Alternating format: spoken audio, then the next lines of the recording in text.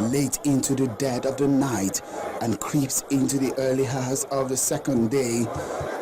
Delegates stormed the Onikan Stadium with eyes on the voting exercise, which took place for the 20 local government areas of the state.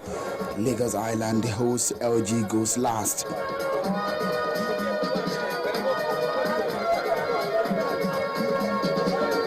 But some of the delegates who stayed all day waiting for their turn suddenly have their hopes dashed. They cannot exercise their right.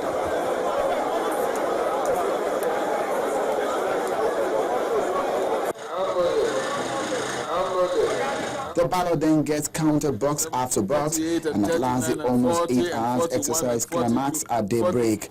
Right Honorable A. Ekoforoje had 182 votes. Senator G.O. Solomon had 272 votes. Dr. K.O. Hamzat had 1,201 votes. And Akewome Ambode had 3,735 votes. So I therefore certify that Mr. Akewome Ambode, having scored the highest number of votes cast, is hereby declared winner.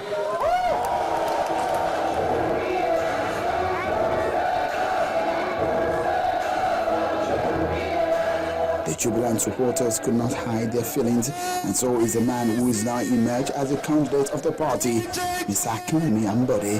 But will he accept the confidence imposed on him? The flag of the party that you have handed over to me, I accept with a deep sense of history, knowing fully well that Lagos deserves nothing but the best in terms of good governance and dynamic development. We have a legacy to build upon. We have a challenge to meet, and speedily too. The responsibility belongs to all of us.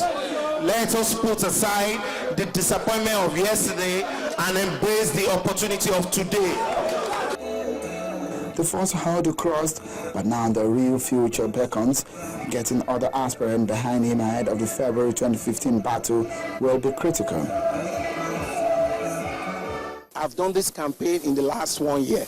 I'm the only aspirant that actually went to all the local governments in this state. We have done grassroots consultation, and that's the result you see on this field today. And we're excited about it. The work has just started, but you see that Lagos is moving to the next level. This might be the end of the road, but definitely a start of a new race for someone like Akewome Ambode, who has defeated his closest rival with over 2,000 votes in a process that lasted for almost 24 hours. This time around, the party will now look towards galvanizing itself in battling for the governorship seat in Lagos ahead of the 2015 elections. From the Onikan Stadium in Lagos, Sheon Kimbale reporting for Channels Television News. It's been a busy week for political parties in Nigeria as they go through internal electoral processes in readiness for the 2015 general elections. In Abuja, members of the People's Democratic Party from Rivers State stormed the national headquarters of the party with placards threatening to remain at the party secretariat until their complaints are addressed.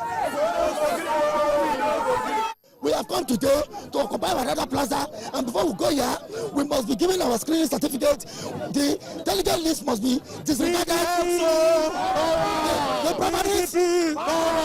primaries must be cancelled and a new date here and now announced to us. But that was before security operatives stepped in. But another group from the state returned demanding that their grievances be addressed, or the party risks the loss of over 2 million votes in the presidential elections.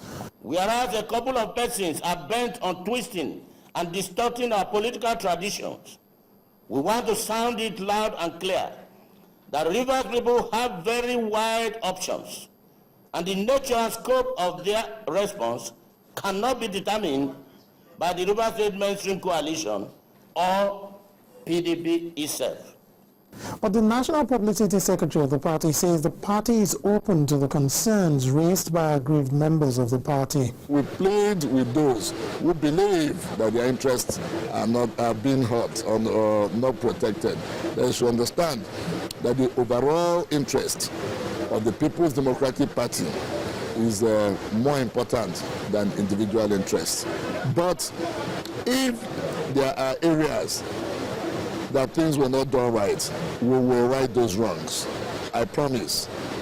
The People's Democratic Party will right those wrongs. Head will test these words as the party conducts primaries for National Assembly seats and the governorship tickets across the country. Lanre Lasise, Channels Television News.